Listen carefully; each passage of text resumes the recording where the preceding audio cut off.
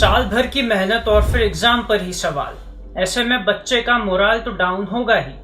यहाँ हम बात कर रहे हैं नीट की एग्जाम की, जिसका रिजल्ट अभी हाल ही में आया है। और जैसे ही रिजल्ट आया उसने इतने सवाल उठाए कि अब इसको लेकर हल्ला मचने लगा है। हुआ कुछ ऐसा है कि इस बार पहली बार 67 स्टूडेंट्स को पूरे मार्क्स मिले हैं, यानी कि 720 आउट ऑफ 720। ये थोड़ा अजीब है क्योंकि पिछली बार सिर्फ 2 ही लोग ऐसे थे जिनको पूरे मार्क्स मिले थे, यानी कि जिन्होंने टॉप किया था।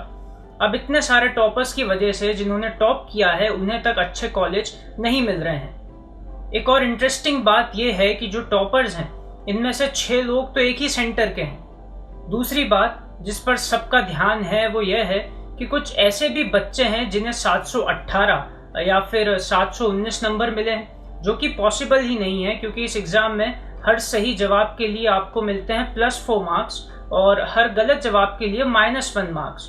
तो फिर ये कैसे हो सकता है कि किसी को 718 या 719 नंबर मिल रहे हैं। इस पर एनटीए का कहना है कि ये इसीलिए हो रहा है क्योंकि हमने उनको ग्रेस मार्क्स दिए हैं, क्योंकि इन बच्चों को कम वक्त मिला था पेपर को सॉल्व करने के लिए। ये भी किसी मजाक से कम नहीं है, क्योंकि ऐसे कितने लोगों को ग्रेस मार्क्स दिए गए ये भी अभी तक साफ तौर पर नहीं बताया है।